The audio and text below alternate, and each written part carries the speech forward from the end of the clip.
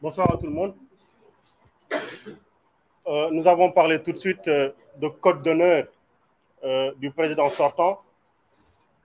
Je veux simplement dire que 44 morts après, 650 détenus après, 3 ans après, énormément de miliciens après, les FDS qui tirent sur le peuple après tout ceci, il vient nous dire qu'il n'a plus envie d'être candidat.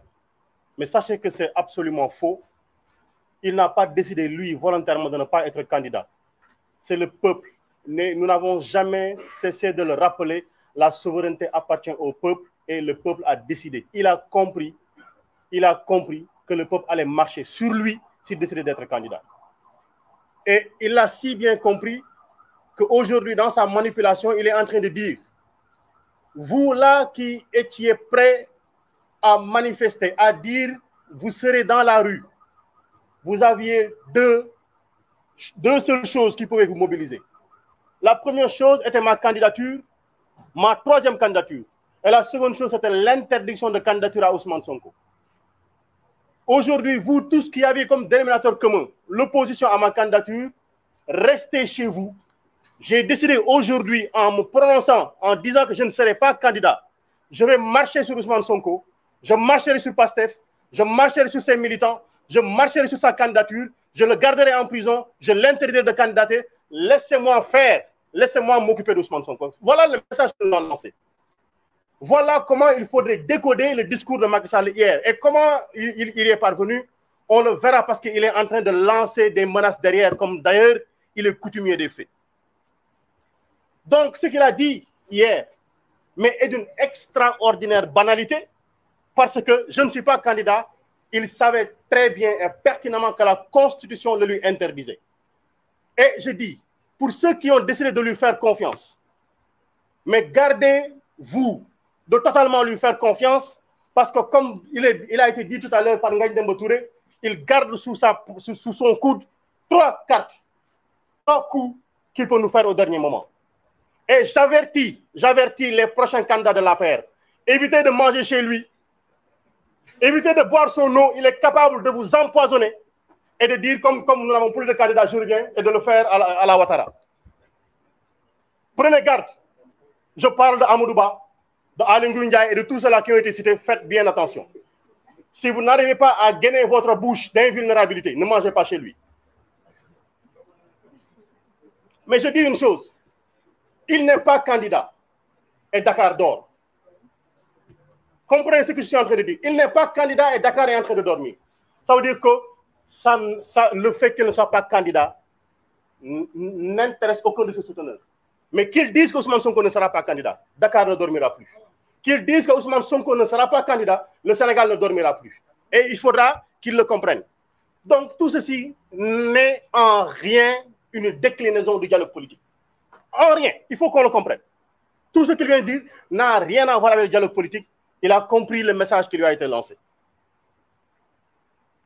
Et comme nous l'avons dit, ça arrive à causer beaucoup de morts, mais l'affaire CPI, on ne va pas lâcher l'affaire. Top cas les donne. Ils nous ont dit qu'il y avait des forces occultes dans ce pays-ci. La seule force occulte ici, c'est cet homme qui a voulu utiliser des forces de défense et de sécurité, accompagné de milices qui a tiré sur son peuple.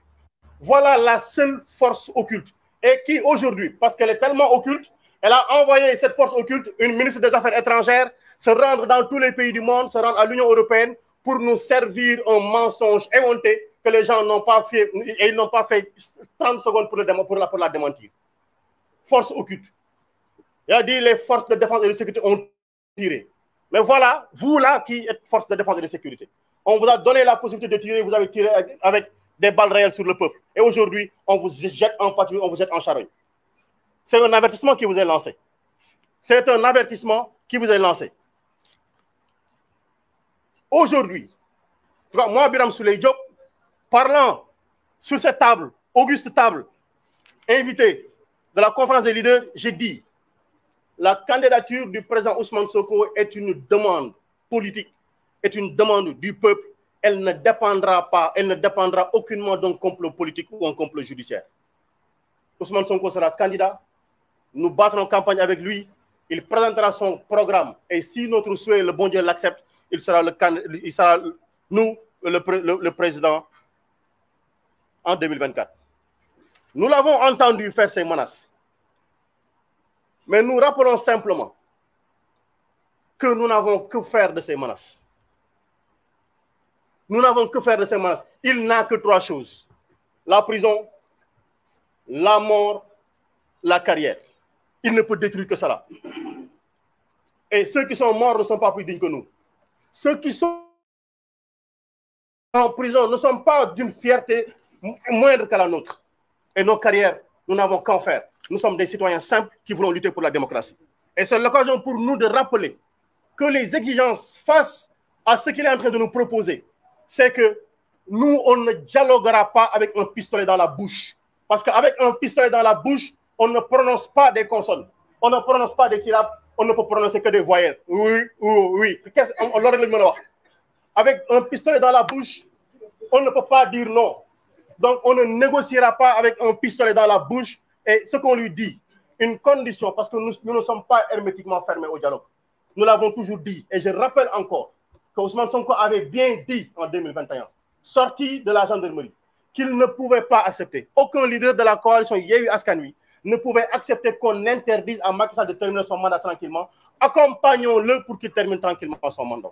S'il se décide à respecter ceci, le dédommagement des victimes, une enquête indépendante contre les crimes qui ont été commis, la libération de l'intégralité des détenus politiques, l'arrêt de l'instrumentalisation de la justice. Nous avons vu avant-hier le ministre de la Justice commenter une décision de justice alors qu'elle n'est pas terminée.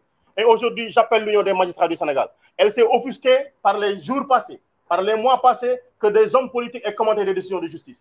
Il faudrait qu'elle se lève pour nous dire est-ce qu'elle est d'accord que le ministre de la Justice commente une décision de justice. Aujourd'hui donc, nous voulons au-delà de tout ceci, que les barrières qui sont devant chez Ousmane Sonko soient enlevées totalement et intégralement, qu'il puisse marcher tranquillement, vaquer à ses occupations et nous-mêmes aller lui rendre visite tranquillement sans voir des hommes en tenue où c'est écrit police nationale. Des élections transparentes, inclusives et apaisées. C'est notre souhait le plus absolu. Si c'est son souhait, on s'entendra rapidement parce qu'il va arrêter ce qu'il est en train de faire. Si ce n'est pas son souhait, si son souhait reste d'éliminer Ousmane Sonko, il nous aura toujours en face de lui qu'il se prépare à nous mettre tous en prison. Nous rappelons aux Sénégalais, donc, tout ceci est que il nous a informé qu'il va introduire des modifications au niveau du code électoral et de la Constitution. En tout cas, nous, députés, nous attendons fermement de savoir qu'est-ce qu'il nous amène. On ne se prononcera pas sur le sujet. On attendra d'avoir les informations sur le contenu. Mais sachez-le, Constitution, du rido maïga, la Constitution, ce n'est pas le rideau d'un bar qu'on heurte à tout moment, qu'on soulève à tout moment et qu'on rabaisse à tout moment. Voilà la conclusion. Merci beaucoup. Merci, Madame Maïmouna Bousso. Après